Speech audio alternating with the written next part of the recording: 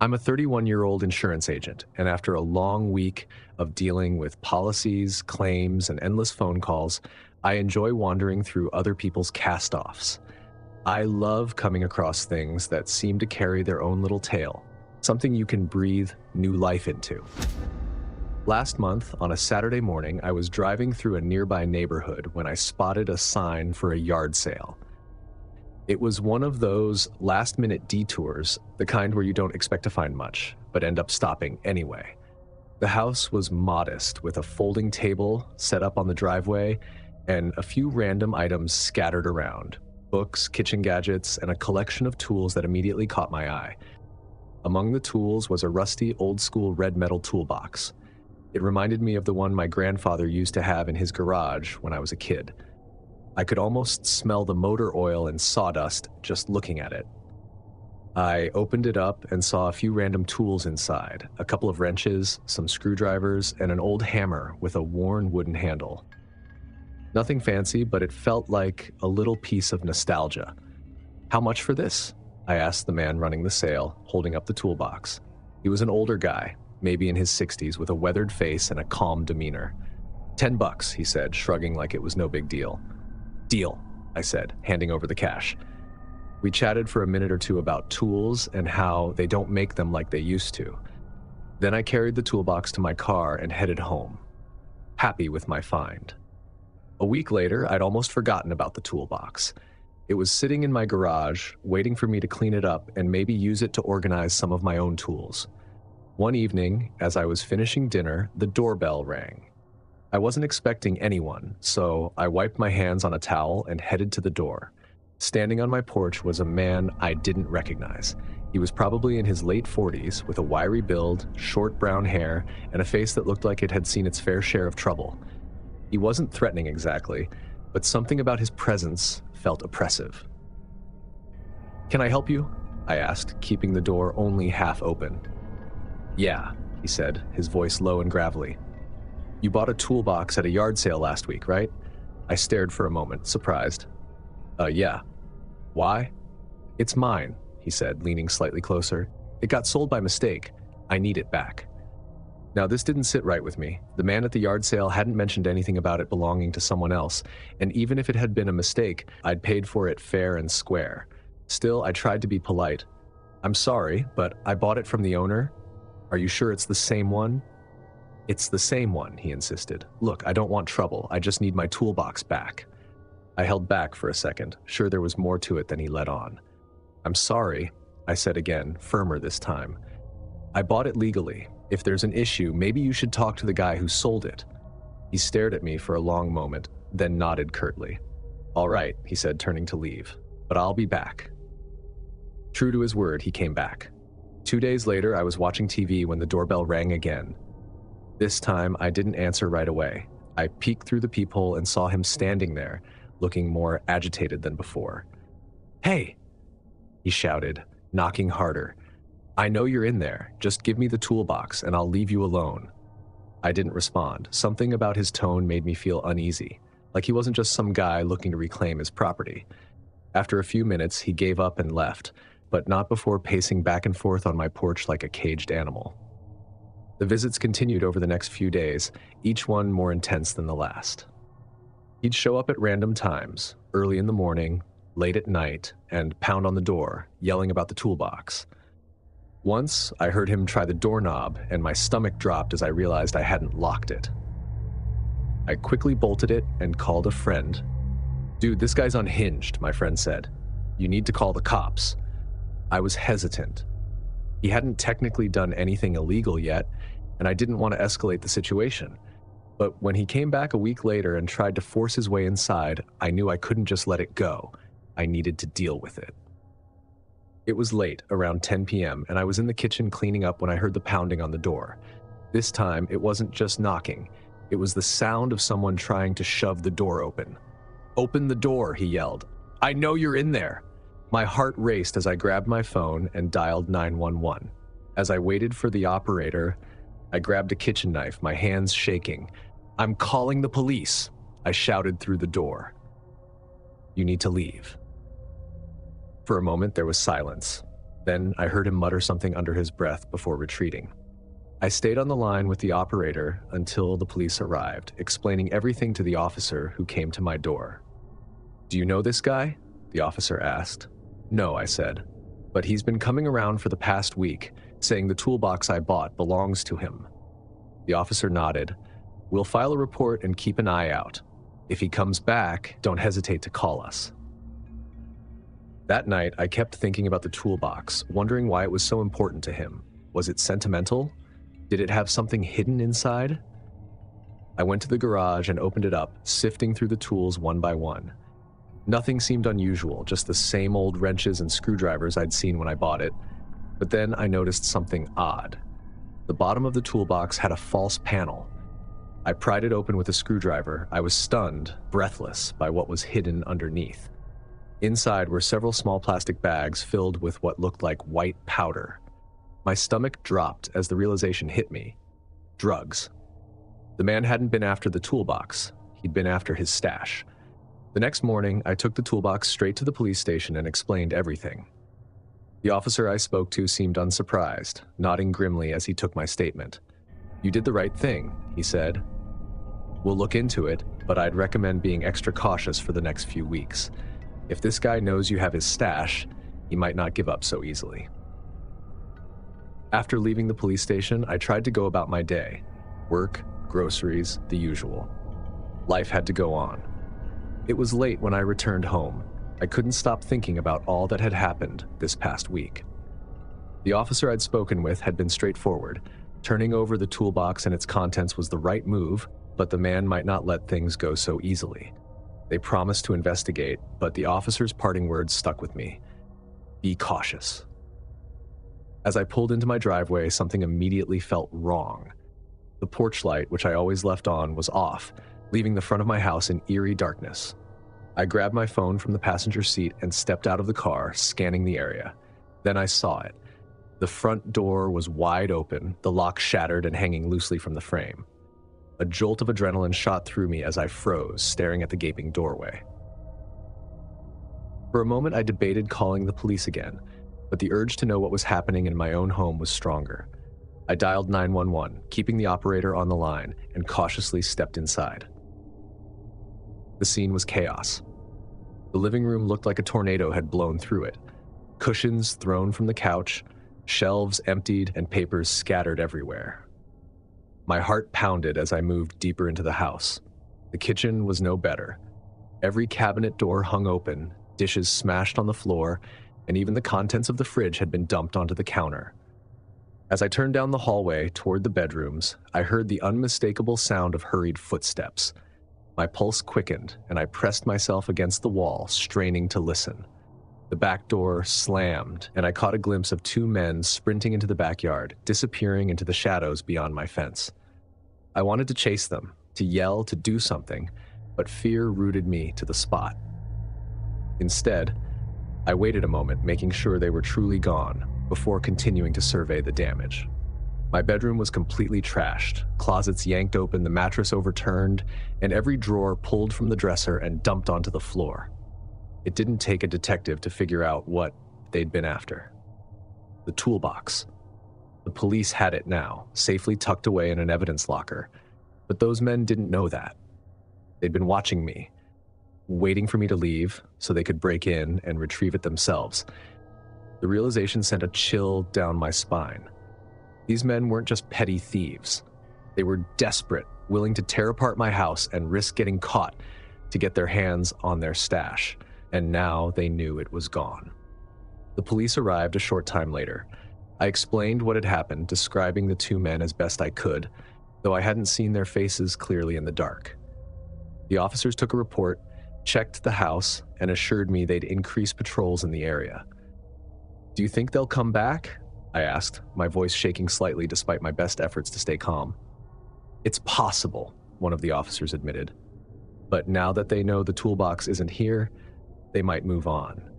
Either way, we'll keep an eye out, make sure to install new locks, and consider adding some cameras." The next few days, I had the locks replaced, installed a security system, and stayed with a friend while I tried to process everything. The sense of violation was overwhelming. My home, my safe space, had been invaded, and it was hard to shake the feeling that someone was still watching.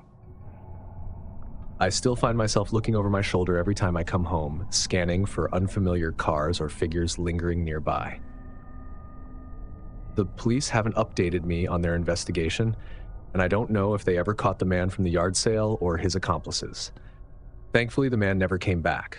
I don't know if the police caught him or if he decided the risk wasn't worth it. Either way, I was stuck in a constant state of paranoia, always checking behind me outside. Looking back, I realize how naive I was to think a yard sale could be so harmless. What started as a nostalgic purchase turned into one of the most terrifying experiences of my life.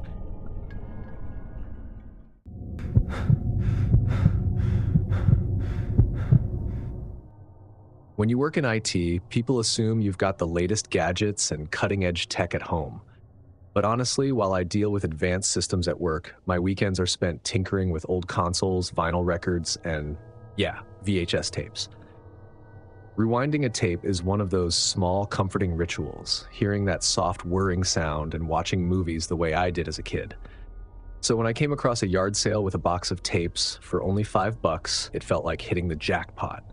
The sale was nothing special. The family who lived a few houses from mine was moving out and was getting rid of some old things. They had a few tables with mismatched items, and the man was sitting in a lawn chair sipping iced tea. I wasn't even looking for anything specific, but the box of tapes caught my eye. Most of them were old classics: E.T., The Goonies, Back to the Future, nostalgic gold. But buried beneath them was an unmarked black tape, its label peeled off, leaving a faint adhesive residue. It stood out, and I couldn't resist. I tossed the box in my trunk, ready to dive into a weekend of movie marathons. That night, after sorting through the tapes, I decided to save the unmarked one for last. It felt like opening a mystery box. You never know what you're going to get. Bootleg concert footage? A home video someone forgot about? Something weird and hilarious? The possibilities were endless. I popped the tape into my old VCR, grabbed a beer, and settled in. The static noise greeted me as the screen lit up and the footage began. It was grainy, like an old home movie shot on one of those clunky camcorders from the 80s or 90s. The image stabilized, showing a family, a man, woman, and 2 kids, sitting in a cozy living room. They were laughing, talking, and passing around a bowl of popcorn. The sound was muffled, but it seemed like a normal family moment. At first, I thought nothing of it, just some random home video. But as I kept watching, something about the scene tugged at the back of my mind. The furniture arrangement, the wallpaper, it all felt familiar. I squinted at the screen trying to place it, and then it hit me. The living room on the tape wasn't just familiar. It was mine. My house. My living room. I leaned closer to the screen. Sure enough, the layout matched perfectly. The couch positioned against the far wall, the old fireplace with the slightly chipped mantle, the small alcove where I kept my bookshelf. Even the faded floral wallpaper was unmistakable. But the tape looked like it was from decades ago, long before I'd moved in. I paused the tape and stared at the screen, trying to make sense of it. My house had been built in the late 80s, and I'd bought it 5 years ago from an older couple who'd owned it for ages. Maybe this was footage of them? But no.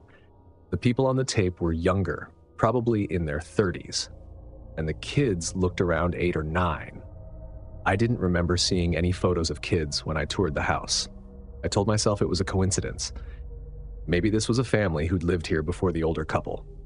I hit play again, determined to see how it played out. As the video continued, the family's laughter seemed to die down. The kids looked nervously toward the edge of the frame, and the parents exchanged tense looks. It was subtle at first, little shifts in their expressions, their body language, but soon it became clear that something had changed. The man whispered something to the woman, and she nodded, pulling the kids closer to her. My heart felt heavy as I watched, completely glued to what I was seeing. The camera panned slightly, revealing more of the room. Shadows flickered against the far wall, moving unnaturally, like they didn't belong to the people in the room. One of the kids pointed toward the hallway off to the side, and the woman shook her head, holding him tighter. The tape began to distort. the image flickering with static, but I could still make out faint whispers in the background. The family looked terrified, their eyes darting toward the hallway as if expecting something to appear. The camera suddenly jolted, as if the person filming had dropped it, and the screen filled with static for a moment. When the picture returned, the angle had shifted to the floor, showing the family's feet.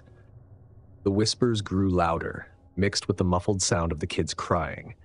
Then came the thud. Heavy, like footsteps, but the source was off-screen. The tape cut out abruptly, leaving nothing but a black screen. I sat there, heart racing, trying to process what I'd just seen. My rational mind told me it was just an old home video, maybe some kind of prank or staged performance. I just couldn't get past the thought that it was all too real to be fake. I ejected the tape and set it aside, telling myself I'd take another look later. Maybe I'd missed something, some detail that would explain it all. But for the rest of the night, I couldn't shake the image of that family's terrified faces, the way they stared toward the hallway as if something was coming for them. The next morning, I decided to watch the tape again in the daylight, hoping it wouldn't feel as unsettling. This time, I paid closer attention to the details, the way the family moved, the expressions on their faces. I noticed something I'd missed the night before, a small calendar hanging on the wall.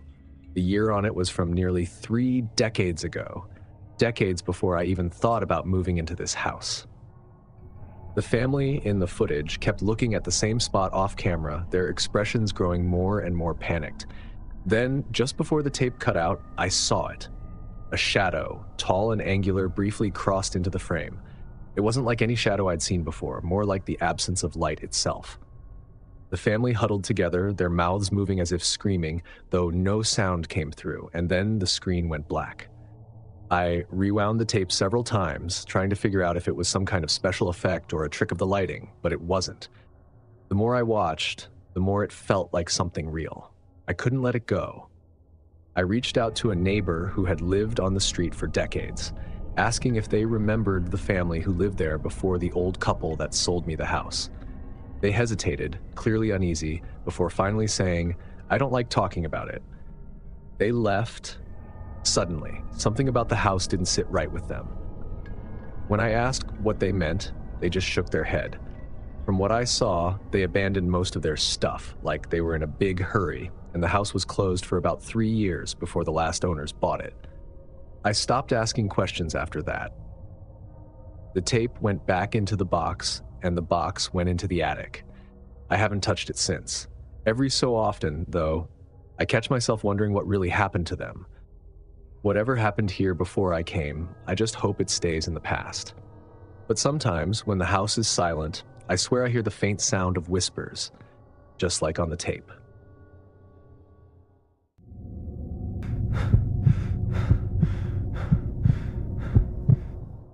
Yard sales have always been a kind of therapy for me.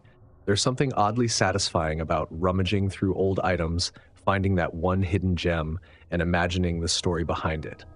I looked forward to these weekends. They gave me a break from the intensity of my job, a chance to unwind and maybe find a treasure or two for my home. One Saturday morning, I grabbed my coffee, hopped in my car, and drove to a nearby neighborhood that was hosting a community-wide yard sale. The streets were crowded with people, folding tables overflowing with everything from dusty books to vintage knickknacks. I parked near a quiet cul-de-sac where a lone yard sale was set up under a massive oak tree. The sign caught my attention: antiques and vintage finds. I strolled over, taking my time to browse through the collection. There were old cameras, ornate silverware sets, and even a vintage typewriter. But what caught my eye was a tall mirror leaning against the side of the house. Its frame was gilded gold, carved with vines and flowers, though it showed signs of wear. The glass was slightly warped, giving it that old-fashioned charm that instantly drew me in. I imagined it hanging in my living room, catching the afternoon sunlight. As I studied the mirror, the vendor, a man in his late 50s, walked over. He was wiry, with salt and pepper hair and piercing blue eyes. "Admiring the mirror?" he asked, his voice calm but with an undertone I couldn't quite place. "It's beautiful," I replied, running my fingers over the frame. "How much?" He hesitated, his hand resting protectively on the mirror's edge. It's special. Been in my family for generations. Are you sure it's what you're looking for? His reluctance caught me off guard. Most vendors I'd encountered were eager to sell, but he seemed almost possessive. I'm sure, I said, smiling, it would look perfect in my living room. He stared at me for a moment, then sighed. All right, but it's heavy. Let me deliver it to your house. It's no trouble. His insistence gave me a bad feeling. I could have easily fit the mirror in my car, but I didn't want to be rude. Knowing better but doing it anyway, I agreed and gave him my address. A couple of hours later, his old pickup truck pulled into my driveway. I met him outside, planning to help carry the mirror in, but he waved me off. I've got it, he said, carefully unloading it and bringing it inside. He placed it against the wall in my living room and stood back, as if admiring his work. It looks good here, he said, his tone almost reverent. Take care of it. Thank you, I replied, but he lingered, his eyes scanning the room. It felt intrusive, like he was memorizing every detail. Finally, he left, and I locked the door behind him, feeling a strange sense of relief. That evening, I sat on the couch, admiring the mirror in its new spot. It was as stunning as I'd imagined, its golden frame catching the glow of the lamp. But as the night wore on, a faint unease crept in. I told myself it was just my overactive imagination, and went to bed. The next morning, as I stepped outside to grab the mail, I noticed a car parked across the street. It was an old blue sedan, its windows tinted. I didn't think much of it until later that afternoon when it was still there. I looked over, but I couldn't see who was inside. Shrugging it off, I went back inside. That evening, as I closed the curtains, I peeked outside again. The sedan was still parked there. This time, I could make out the outline of a man sitting behind the wheel. My chest tightened when I realized it was the vendor from the yard sale. Why would he be parked outside my house? Maybe he lived nearby. Maybe he was visiting someone. But as the days passed, the sedan remained a constant presence, parked in the same spot for hours at a time. By the fourth day, I couldn't ignore it anymore. That evening, as I prepared dinner, I looked out the window and saw the sedan parked closer, this time at the curb right in front of my house. My chest tightened as I saw the man sitting in the driver's seat, staring directly at my house. I decided to confront him. I stepped out onto my porch. My heart felt like it was going to jump out of my chest as I crossed the yard. As soon as I reached the sidewalk, he started the car and drove off. I stood there for a moment. My hands were trembling. Was I overreacting? Maybe he had a perfectly innocent reason for being there. That night, I couldn't sleep. The slightest noise in the house made me jump, and the mirror, once a beautiful addition to my home, now gave me the creeps. I moved it into the garage, covering it with an old sheet. The next evening, I was sitting in the living room when headlights flooded the front yard. I peeked through the curtains and saw the sedan parked in my driveway. My breath caught in my throat as I watched the man step out of the car and start walking toward the house. Panicking, I grabbed my phone and dialed 911. I whispered to the operator, explaining the situation as I locked the doors and windows. The man was pacing along the sidewalk, occasionally looking up at the windows. He didn't try to enter, but his presence was enough to chill me to the bone. Within minutes, the sound of sirens filled the air. The man jumped back into his car and sped off, disappearing into the night. When the police arrived, I described him, provided the car's plate number, and explained everything that had happened. The officer assured me they'd patrol the area and try to track him down. The man never returned, but I've never been able to forget it. I couldn't stop feeling paranoid, checking every lock and looking over my shoulder constantly. Eventually, I brought the mirror back up to the living room, hoping that seeing it in the light of day might help me reclaim some sense of normalcy. But even now, it doesn't feel like it's really mine. There's something about it, a heaviness, like it still belongs to him somehow.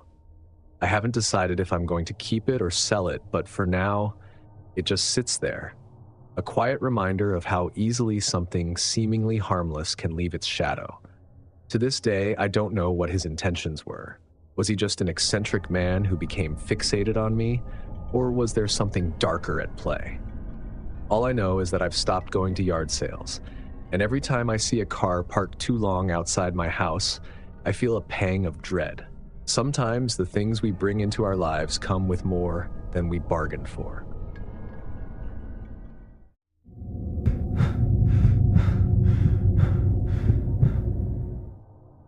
I've always loved vintage furniture. The wear and tear, the little imperfections give it a unique story to tell. The moment I saw that vintage rocking chair at the yard sale, I knew I couldn't pass it up. It was charming in a way only old furniture can be. The dark wood was etched with delicate carvings of vines and leaves, and though the seat had a few scratches, it looked sturdy. I could already picture it in my living room, tucked into the corner by the window. "How much for the chair?" I asked, running my hand along the armrest. The woman running the sale barely looked at me as she muttered, $20. It was a steal, but her tone gave me pause. She seemed eager to get rid of it. "It's an antique, right?" I pressed, curious about its history. "It's old," she said, shrugging. "You want it or not?" Her dismissive attitude should have been a red flag, but I chalked it up to her just wanting to clear out her clutter. I handed her the 20, loaded the chair into my car, and drove home, excited to find the perfect spot for it. The chair fit perfectly by the bay window. I spent the rest of the afternoon rearranging my living room around it, placing a soft throw blanket over the back and a small rug underneath. By the time I was done, it looked like it had always been there. That evening, I sat in the chair for the first time with a book and a cup of tea. The wood creaked softly under my weight, the gentle rocking motion oddly soothing. Around 11 p.m., I turned off the lights and headed to bed. As I lay there in the dark, I heard it, a faint creaking sound coming from the living room. It was rhythmic, like someone gently rocking back and forth in the chair. I sat up, listening. The sound continued for a few moments before stopping. "It's just the wood settling," I told myself, though my heart was racing. I rolled over and tried to sleep, but the sound stayed with me. The creaking became a nightly occurrence. Sometimes it was faint, other times louder, as if someone were pushing the chair harder. I started avoiding the living room at night, opting to stay in my bedroom with the door closed. One morning, I walked into the living room and froze. The chair was slightly out of place, angled toward the window. Maybe I bumped it, I thought, though I knew that wasn't true. I'd been careful not to touch it when I'd vacuumed the day before, and I lived alone. There was no one else who could have moved it. I shoved the chair back into place and went about my day, trying to convince myself it was nothing. But the unease lingered. One night, I decided to test the chair. After dinner, I sat in it for a while, rocking gently, trying to see if there was something mechanical about the movement or sound. Nothing seemed out of the ordinary. Before going to bed, I took a small piece of tape and placed it under one of the chair's legs, marking its position. If it moved again, I'd know for sure. I woke up around 2 a.m. to the loudest creaking yet. It was violent, the sound of wood straining as the chair rocked back and forth with force. I threw on my robe and ran into the living room. The chair was rocking furiously, the throw blanket draped over its back, slipping to the floor. "Stop it!" I shouted, though I wasn't sure who or what I was yelling at. The chair stopped abruptly, the room falling into eerie silence. My eyes darted to the tape mark. The chair had moved several inches off its original spot. That was the first time I truly felt afraid. I left the lights on that night and sat on the couch, watching the chair until dawn. The next evening, as I was locking up for the night, I heard something new. A faint whisper, low and unintelligible, coming from the living room. I inched closer to the doorway, heart pounding. The whispering grew louder, though I still couldn't make out the words. It seemed to be coming from the chair. "Who's there?" The whispering stopped. I backed away, grabbed my phone, and called my friend Anna. "I need you to come over," I said, fighting to maintain a calm tone. Anna arrived 20 minutes later, rolling her eyes when I told her about the chair. "You're just hearing things," she said, plopping down on the couch. But then the creaking started again. Anna froze, her eyes widening as she stared at the chair. "Okay," she whispered. "That's not normal." The final straw came 2 nights later. I decided to sleep in the living room, thinking maybe my presence would keep the chair from moving. Around 3 a.m., I woke to a loud bang. The chair was rocking violently, slamming against the wall with each swing. The throw blanket had fallen to the floor. I jumped up, backing away as the chair continued its relentless movement. I grabbed my keys and ran out of the house, not stopping until I was safely in my car. The next morning, I dragged the chair out to the curb, leaving a sign that simply read, "Free." I didn't care who took it, I just wanted it gone. By the time I checked again, the chair was gone, but I didn't feel relieved. The living room felt empty, but not in a comforting way. For weeks after, I couldn't shake the feeling that I'd brought something into my home with that chair. Now, whenever I see a piece of vintage furniture, I hesitate. There's no way to know what history it carries, or what might be attached to it. And as much as I love the charm of that rocking chair, I've learned one thing. Some treasures aren't worth the trouble they bring. If these yard sale nightmares gave you chills, hit that like button and subscribe for more spine-tingling stories. What would you do if you found yourself in one of these situations? Let me know in the comments. I'd love to hear your thoughts. And if you have a friend who loves a good deal, share this video, but maybe warn them first. Thanks for watching, and I'll see you in the next nightmare.